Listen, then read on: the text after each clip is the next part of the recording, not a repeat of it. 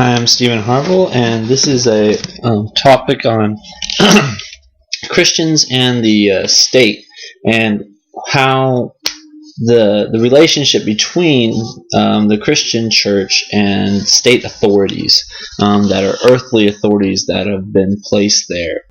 In recent days, right now, we have a huge tendency in the church to grumble and complain and talk of future rebellions against the government. Things that are not even issues that would force Christians to do ethically wrong things. The church still is talking about how, our government's in turmoil, and the only best way to do it is for the church to gain power, and Christian beliefs to gain power and become a political entity. Believers need to submit to the authorities, but how much they are supposed to get involved is a big issue. This does affect all the believers, because all believers are under some earthly authority. Paul states that we are supposed to submit to the authorities. This was a huge thing for the New Testament church, because unlike in today's time, this authority that was under them was not allowing them to have jobs, and if they did not say that Caesar was Lord, then they were going to be put into prison. And Paul's saying, don't rebel against this authority, still submit to them even though they're doing these evil things to you, because God has put this authority in your life. And Paul says that if you do not submit to this authority, it is rebellion against God, not just rebellion against this authority in your life. The church should be the best citizens.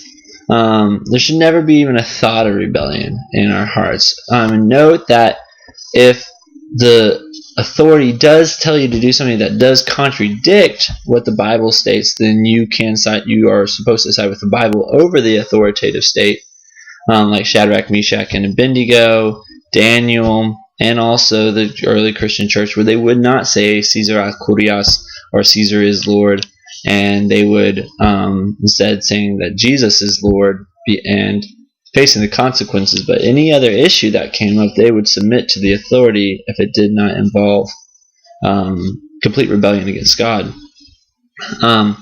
So this stance on needs to be taught.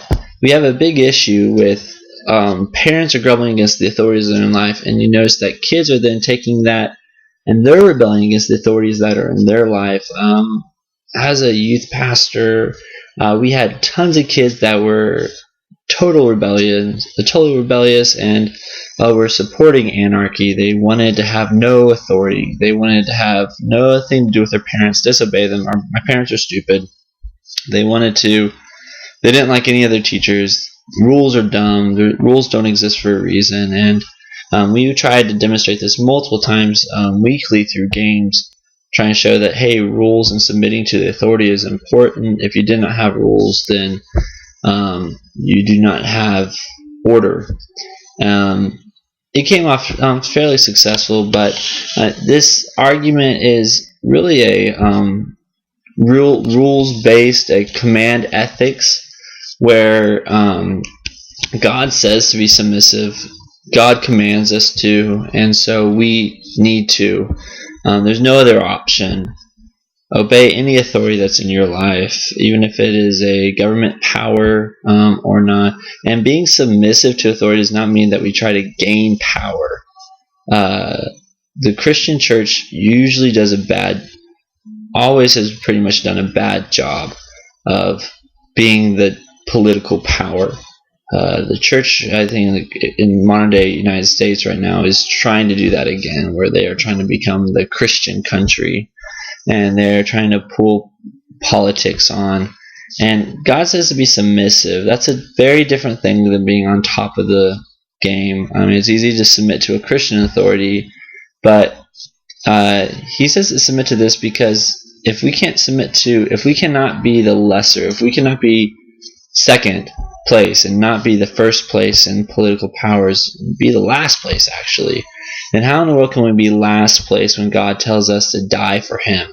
How can we be last place when he says to love your enemies and turn the other cheek?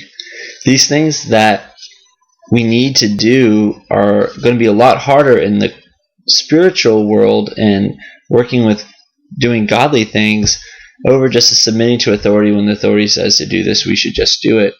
That's a big thing that we should probably think about and change the mentality of even our daily conversations. I mean, saying that our government is stupid even though we disagree with it, it's probably not the best thing, especially if you have younger people around to hear it.